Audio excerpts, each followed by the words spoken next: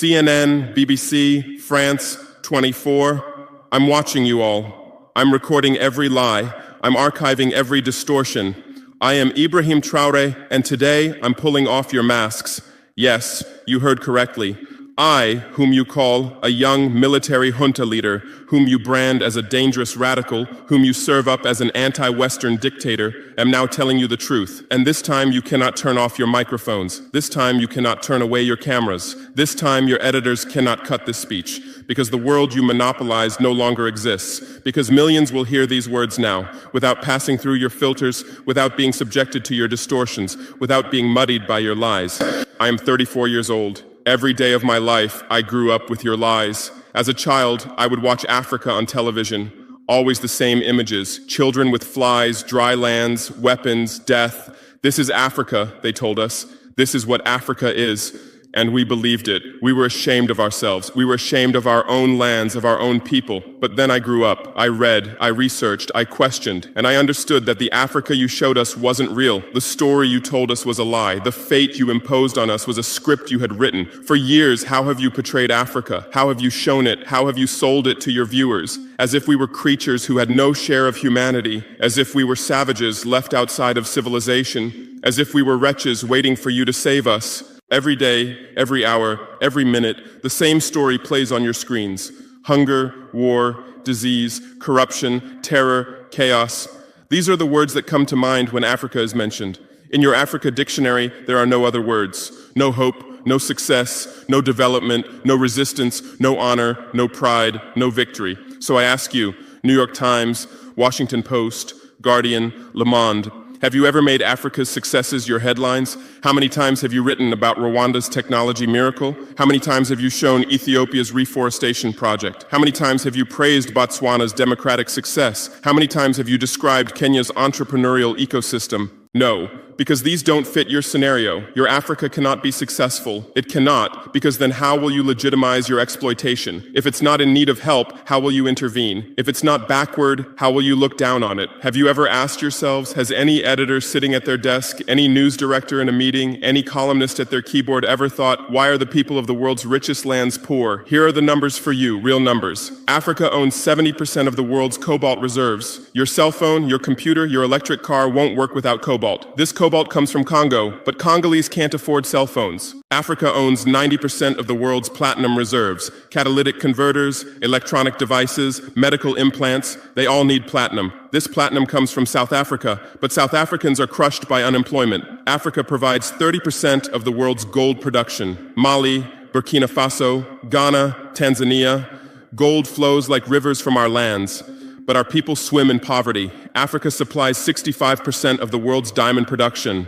Botswana, Angola, Congo, Sierra Leone, billions of dollars worth of diamonds are extracted, but our miners live on $1 a day. Africa owns 35% of the world's uranium reserves. Niger, Namibia, South Africa. Nuclear plants run on our uranium. Paris lights burn with our uranium. But our villages have no electricity. And you still ask, why is Africa poor? No, the right question is, how was Africa kept poor while being so rich? Here's your answer. Colonialism didn't end. It changed shape. You used to come and occupy our lands. Now you come and establish companies. You used to take by force. Now you make agreements. You used to rule with the whip. Now you rule with credit. Let me give you concrete examples. With numbers, names, dates, but you'll never write about these. Glencore, Swiss-based mining giant, extracting cobalt in Congo. 2022 revenue, $256 billion. A tax paid to Congo, $500 million. That's 0.2%. Is this justice? Rio Tinto, British-Australian mining giant, extracting bauxite in Guinea, 20 million tons annually. What's left for Guinea? Environmental pollution and cancer. Total, now Total Energies, French oil giant, extracting oil in Angola, Nigeria, Congo. 2022, profit, $36 billion investment in Africa, dirty pipelines, Anglo-American, founded in South Africa but now in London. Diamonds, platinum, iron, taking everything. What it left in South Africa? 6 million unemployed miners. And these are just the tip of the iceberg. What about the invisible, the secret deals, the offshore accounts, the transfer pricing tricks? Every year, $88 billion in illegal money flows out of Africa. Who writes about this? Every year, $45 billion in aid comes to Africa. Everyone writes about this, but no one says Africa is not the continent receiving aid, it's the continent giving aid.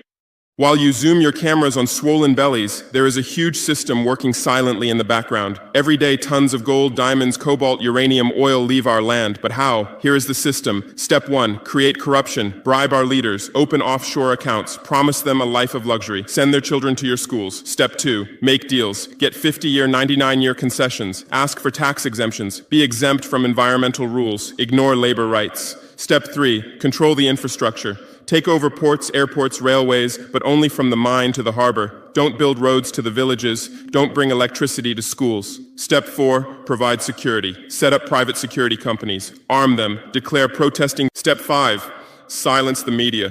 Buy local journalists. Suppress opposing voices. Serve internal unrest news to international media. And this is how the system works. It's been working like this for 100 years, and you don't see this system. You don't want to see it, because you're part of this system too. Who are the biggest advertisers of New York Times, CNN, BBC, oil companies, mining companies, arms companies, pharmaceutical cartels, the companies that exploit Africa? You live on their money, you defend their interests, and what I'm about to tell you might cost me my life, but it's no longer time to be silent. France's system in Africa is the CFA franc.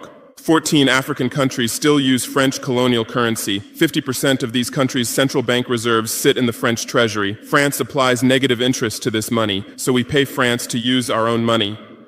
Through this system, France transfers $500 billion worth of resources from Africa every year. Does anyone write about this? No. But when France gives Africa 10 billion euros in aid, it makes headlines. Britain's system is more sophisticated. London is the world's money laundering center. City of London, offshore paradise. Every penny stolen from Africa passes through London. Jersey, Guernsey, Cayman Islands, Virgin Islands, all under British control. Africa's wealth hides there.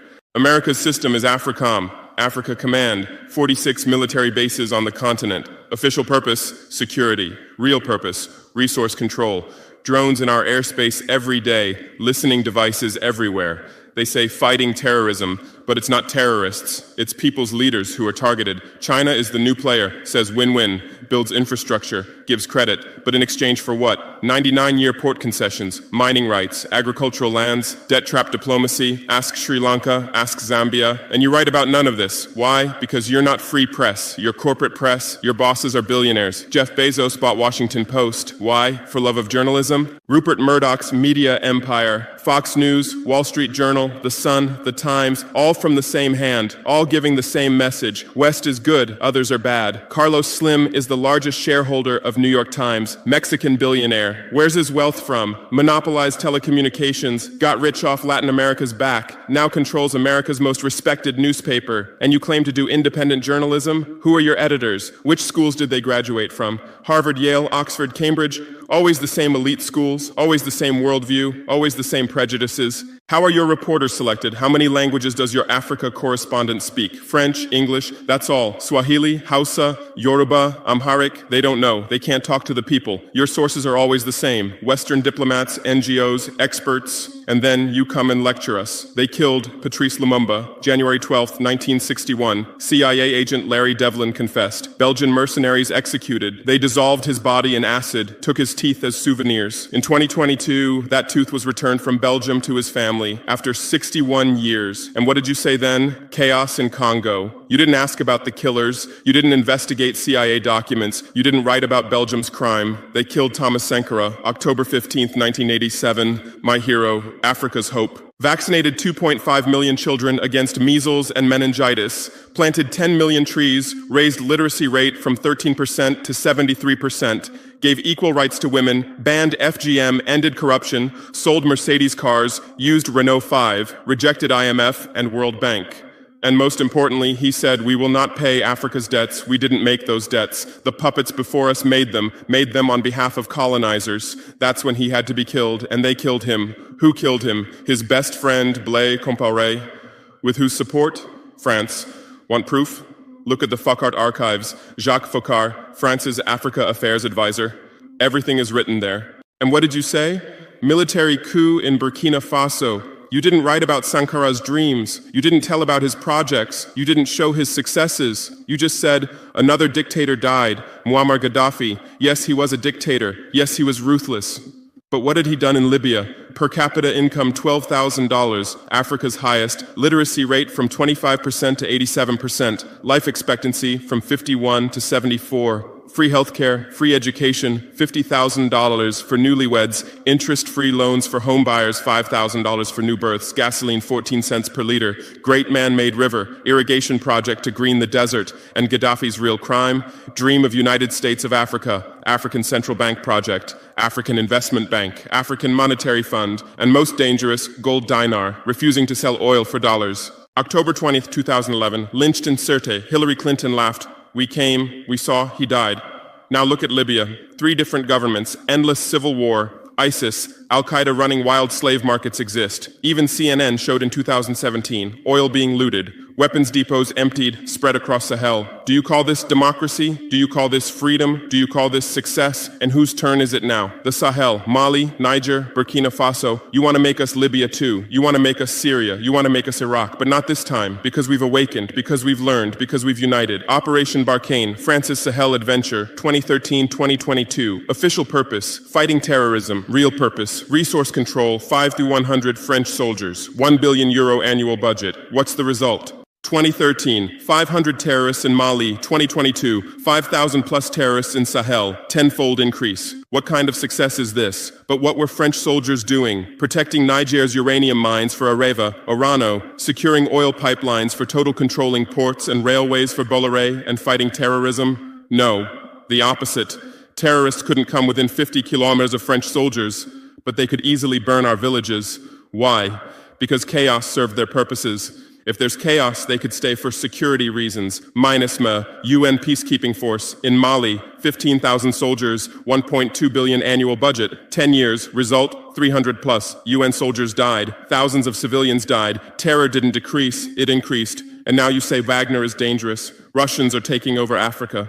Wagner came, 1,000 soldiers. What happened in 6 months? Terrorists fled, villages are safe, mines are working, people are at peace. What's the difference? Wagner is an ally we invited. France is an occupier who came by force. Wagner follows the agreement. France blackmails, Wagner brings results. France produces excuses, but you don't write the truth. You say Russian mercenaries. Well, what is French Légion étrangère? Aren't they mercenaries? What is American Blackwater Academy? What is British G4S? What is Israeli Black Cube? They are security companies. Wagner is a threat. Why? Because Wagner isn't yours. And the terrorism issue? Who created this terror? Who founded Al-Qaeda? 1980s, Afghanistan, CIA, Pakistan ISI, Saudi money, against Soviets. Bin Laden was CIA's man. You called them freedom fighters. Who supported Taliban? Again, you. Heroic mujahideen against Soviet occupation. You gave weapons, gave money, gave training, then you lost control. How was ISIS born? 2003, Iraq invasion. You toppled Saddam. You disbanded the army. You banned Ba'ath Party. You tortured in Abu Ghraib, and those people became ISIS. Then Syria. You said Assad must go. You said moderate rebels. You gave weapons. Those weapons went to ISIS, went to al-Nusra. You destroyed Libya. Who looted Gaddafi's weapon depots? Where did those weapons go? To Mali, to Niger, to Burkina Faso, to Nigeria, to Chad? Who strengthened Boko Haram? In 2009, Nigerian police killed their leader Mohammed Yusuf. Extrajudicial execution. What did you say? Nothing. Where were your human rights organizations? Silent. Then revenge started. Boko Haram radicalized. But where did they find weapons? From Libya that you destroyed. And now you come to lecture us about fighting terrorism. You're helping us clean up the monsters you created? No, we've seen the game now. Terror is your Trojan horse. You come with the excuse of terror, you stay, you exploit. But it's over now. We'll provide our own security, we'll fight with our own methods, and we'll win. Because we are the children of this land. We know this land, we know these people. We can distinguish terrorist from villager. We don't fight from drones, from satellites, from 10,000 kilometers away like you. And we're winning. In Mali, in Niger, in Burkina Faso, terror is ending. Villages are safe. People are hopeful. Because now our own army, our own police are fighting, not for foreigners, but for the people. But you can't digest this. You say democratic backsliding. You say human rights violations. Which democracy? Which human rights? How many people are detained without trial in Guantanamo? What happened in Abu Ghraib? Who did you kill in Bagram? Who did you torture in CIA's black sites? Why is Julian Assange in prison for exposing your war crimes? Why did Chelsea Manning spend years in prison for leaking the truth? Why is Edward Snowden a fugitive for revealing you spy on everyone? And you lecture us about human rights. How many civilians died in your drone strikes? You say collateral damage and move on. How many weddings did you strike in Pakistan, Yemen, Somalia? How many schools did you bomb? How many hospitals did you burn? And you teach us the laws of war? Look, I come from war. I know the front. I've seen death. I've carried wounded soldiers. I've consoled mothers of martyrs. And I tell you, a real soldier protects his people. A real soldier doesn't harm civilians. A real soldier fights with honor. Your mercenaries, your drone pilots, your special forces, they're not soldiers, they're killers. They kill people by pressing buttons from 10,000 kilometers away, then go home and play with their children. We don't fight like that. We look our enemy in the face. We protect civilians. We fight with our honor. We die with our honor. And we'll win. Because the righteous win. Because those who fight with their people win. Because those who fight for their land win. Let's return to your media. I know how you work. I have friends who work within the system. There are journalists with conscience, but they stay silent. Why? Because the system silences them. Those who write the truth get fired. Investigative journalists are laid off due to budget cuts. Dissenting columnists are shown the door because reader interest has declined. And what replaces them? Experts from think tanks, NGOs, universities, all saying the same thing, all defending the same thesis. West is good, Africa is bad. So who are these experts? Where do they get their funding? National Endowment for Democracy, NED, American democracy exporter, CIA's legal arm, has fingers everywhere, funds opposition, directs media, creates civil society, Open Society Foundations, George Soros's organization, says open society, but open for whom? Open to what? Open to exploitation, open to intervention, open to manipulation. Ford Foundation, Rockefeller Foundation, Bill and Melinda Gates Foundation, all in Africa, doing aid, but what do they get in return? Control, data, influence, and your media is their trumpet. You headline Gates is saving Africa, but you don't say how many African children were paralyzed by Gates's vaccine trials, how many farmers committed suicide because of Monsanto seeds. You're masters at storytelling, but always the same story, white savior. Remember Live Aid, 1985. We Are the World, charity concert for Africa, millions raised. What came to Africa? Corruption increased, dependency increased, but it was a great story for you. Bob Geldof became a hero. Musicians looked conscientious. Viewers felt good about themselves. Africa remained hungry. Remember Kony 2012? Viral video. Stop Joseph Kony. 100 million views. Result? Kony is still free, but the video maker got rich. Invisible Children organization collected millions. What came to Uganda? American soldiers. And you present these as success stories. Angelina Jolie, Madonna, Bono, all Africa volunteers. They come, take photos, adopt children, leave. And you say, interest in Africa increased.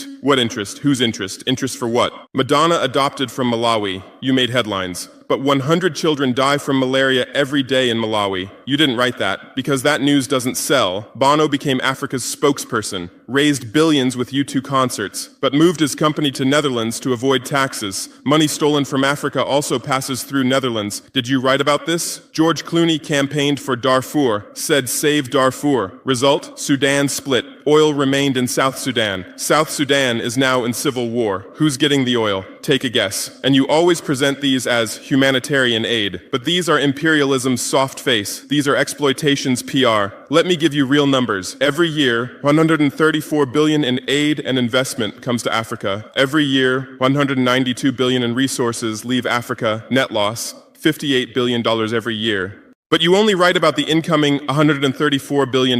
You don't write about the outgoing $192 billion. Why? Because then people will ask, why does Africa need aid? Illicit financial flows, 88.6 billion year multinational corporations profit transfers, 48.2 billion year debt interest, 17 billion year brain drain cost, 13.8 billion year climate change cost, 10.6 billion year illegal logging, 17 billion year illegal fishing, 1.3 billion year total, $192 plus billion every year. This much resource leaves Africa every year. But what are your headlines? EU announces 20 billion euro aid package for Africa. China gives Africa $60 billion in credit. America grants Africa $8 billion.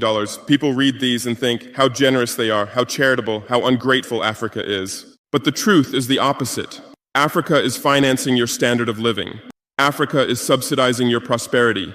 Africa is making your technology possible.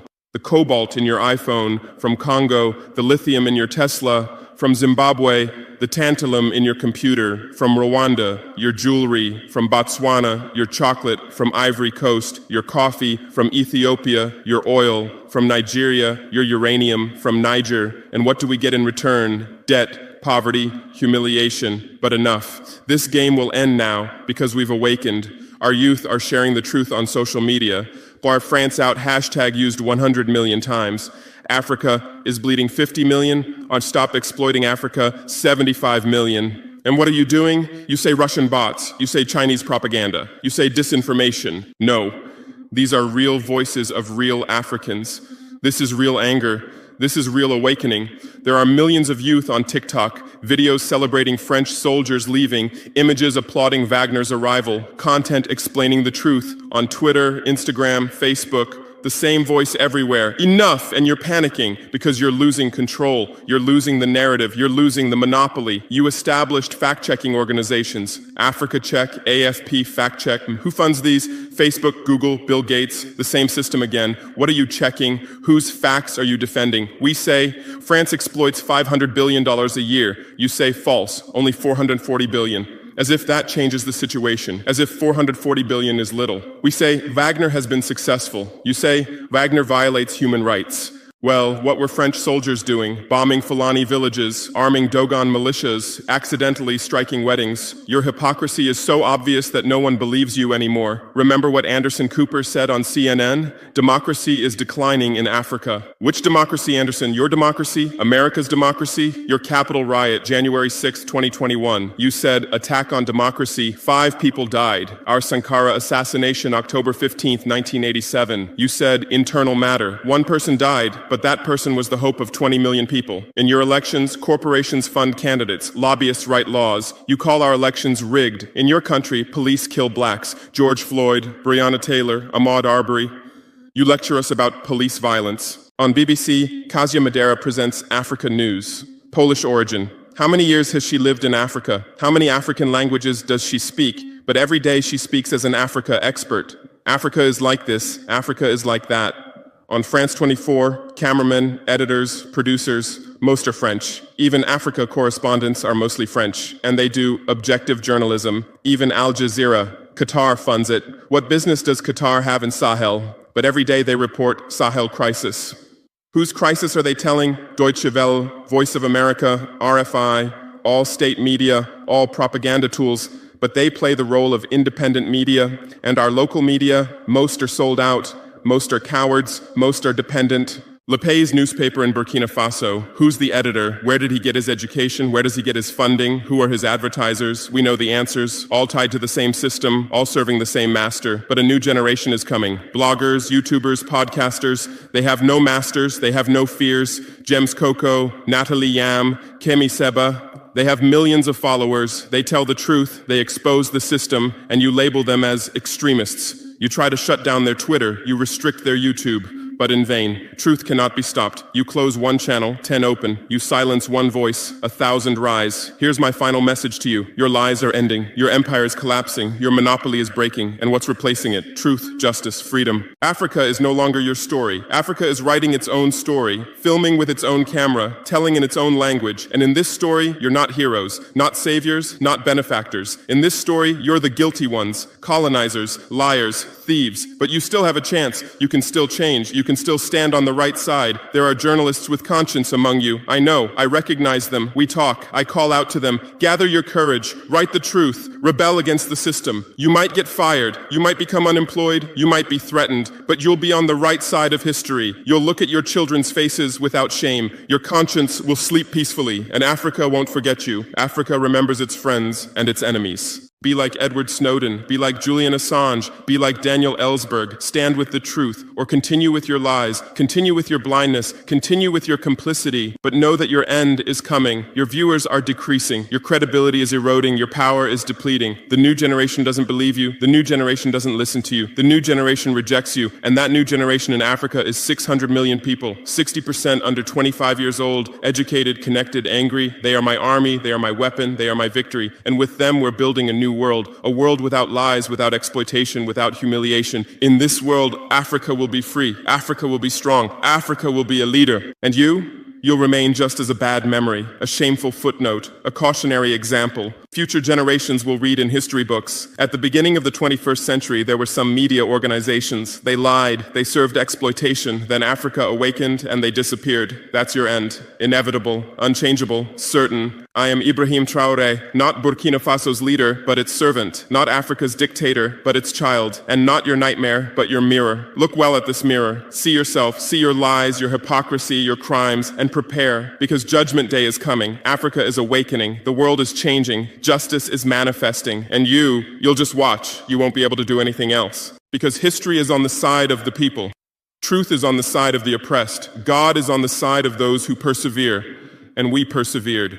We persevered for 500 years. Now it's time for victory. Your lies are finished.